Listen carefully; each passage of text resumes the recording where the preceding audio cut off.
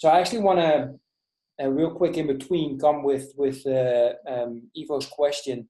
It's not as related to fearless, but I'm sure it's something that you can relate to. He was mentioning that, you know, he has a really busy job. Then of course he has 2 kids. And then, you know, the women involved, or the woman involved in his life, and then etc. You know, he loves sports, etc. He's really busy, and he's wondering, okay, so what's, for example, your system to organize everything? So, you know, by the time that you lay down your head, you're like, okay, I've done everything. I've been able to spend my time with the people that I want to spend it with. I've been able to continue with the impact that I want to deliver, etc. Great question. Yeah, for sure. And I definitely have a system. And this I wouldn't say this came from me. This was from me from 10 years of study, right? I've hired mentors. I've gone through courses. I figured out how can, you know, people like Richard Branson, right? Richard Branson is one of the most successful entrepreneurs on the planet. He was once asked in an interview, what's the key to his success? And Richard Branson said, well, he exercises every single day.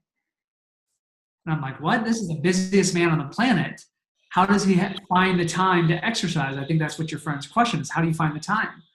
And his answer is, you don't find the time. You can't find the time. You've got to create the time. And that comes through your priorities. And so the first thing that I would suggest to your friend is, number one, get clear on all the list, like create a what I call a stop doing list. A stop doing list is way more valuable than a to-do list. I've got my to-do list right here, right? Every day I check off my to-do list. What's more valuable than that is stop doing the things that are not adding value to my life.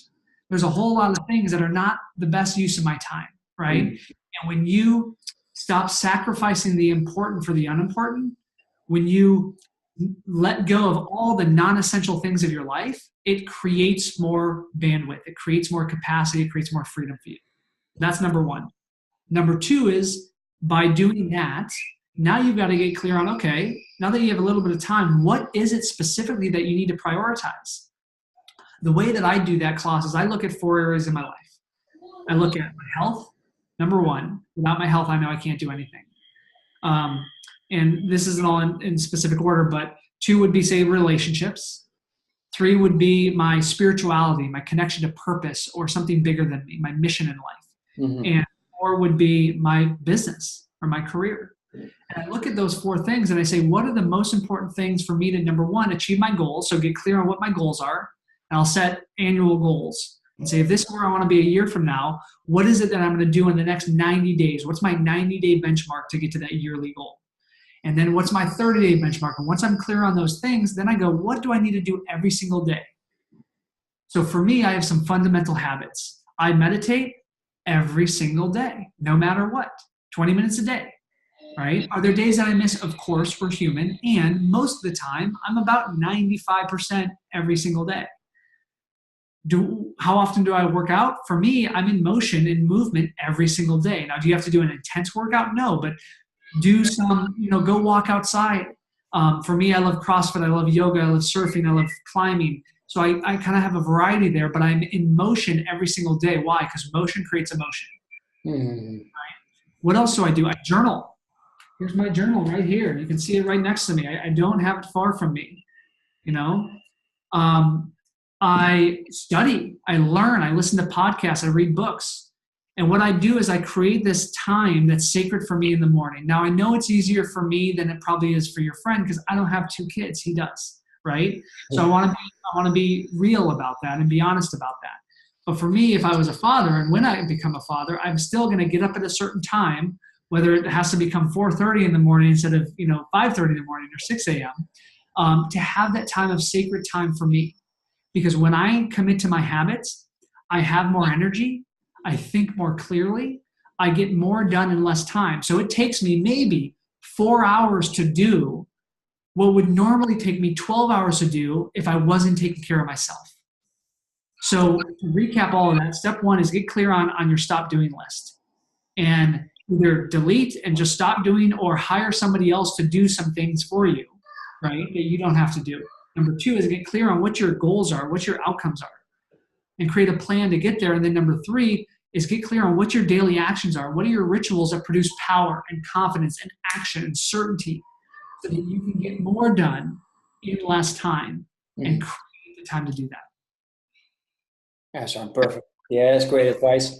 I especially like the part where you mentioned, you always have to look at yourself and create that morning pattern. That's actually what I've been implementing in the last couple of months. I wake up every morning at 4:00, and that's the reason. My kids wake up early as well, but that gives me, like, on a bad day it gives me 2 hours. On a good day it gives me 3.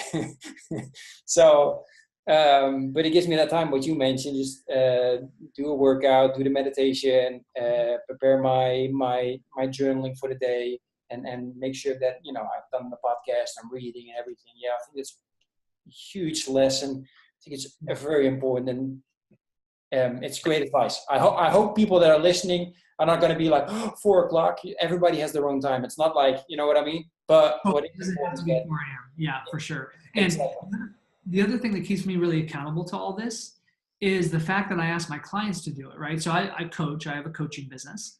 And if I'm asking my clients to do that, then you better believe I better do that, because if I don't, then I'm incongruent. I'm out of integrity, right?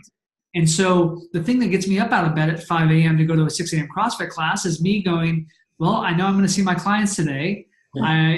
I want them to know that I am actually living my message. And that's super important. So it's so beautiful that you chose the message class that you are helping fathers with, because it calls you to a higher level commitment as a dad, isn't it? Because you've got to be the example. And that's driving you to get up at 4 a.m. to do those things. Yeah, exactly. Yeah, it's a double example. Towards the fathers and towards my kids as well. I'm waking my kids up early as well, and trying to, little by little, they're very young. The one just turned 5, I'm actually trying to implement the same things. So having him do a small workout, having him starting to do a little bit of meditation, et cetera, et cetera. So those are things that I'm working on. I'm working out as well, like you have, like in a system, and I'm going to share that later on with the fathers out there. And I hope that's going to really help them and help their kids.